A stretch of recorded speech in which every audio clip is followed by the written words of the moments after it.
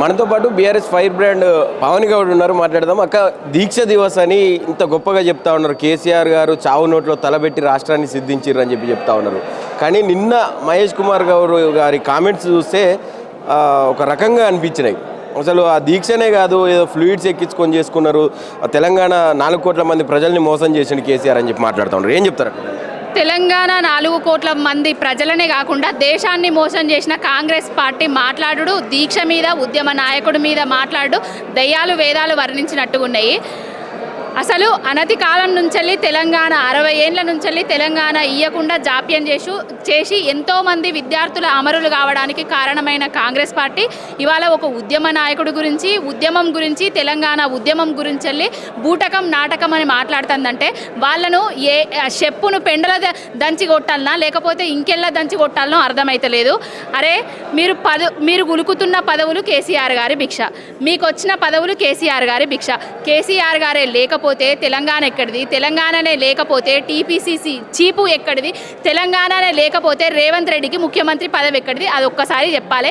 ఇచ్చిండ్రు అని చెప్పుకుంటారు కదా, ఇచ్చేటట్టు చేసింది కేసీఆర్ గారు. సకల జనులను సంబంధ వర్గాలను ఏకం చేసి ఢిల్లీ మెడలు వంచి ఢిల్లీలో భూకంపం సృష్టించిండు కాబట్టి తెలంగాణ ఇచ్చిండ్రు కానీ వాళ్ళేదో ఇళ్లల్లో కూర్చుంటే తెలంగాణలో వచ్చి బంగారు పల్లెంలో మాకు తెలంగాణ ఇయ్యలేదు.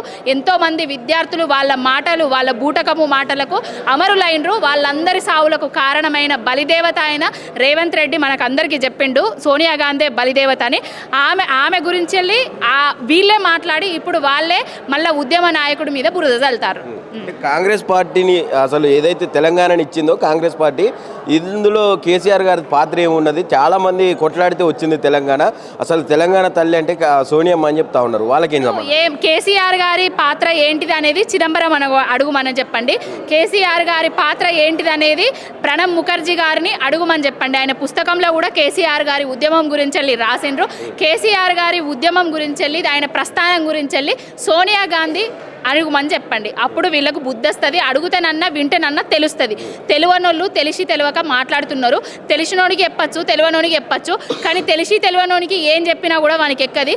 వీళ్ళందరూ పిచ్చోళ్ళు. ఆ పిచ్చోని చేతి కింద వీళ్ళందరూ ఉన్నారు. ఆ పిచ్చి వీళ్ళందరికంటే పిచ్చి వాక్యాలు మాట్లాడుతున్నారు. కాంగ్రెస్ పరిపాలనలో తెలంగాణ కోసం ఏదైతే కళలు కానీ తెలంగాణ రాష్ట్రం కోసం పోరాటం చేసారో ఇప్పుడు అవన్నీ ఆ కళలన్నీ సాకారం అవుతున్నట్టు అనిపిస్తా ఉన్నదా? అంటే తెలంగాణ కోసం కలలు కన్నది బాపు కేసీఆర్ గారు.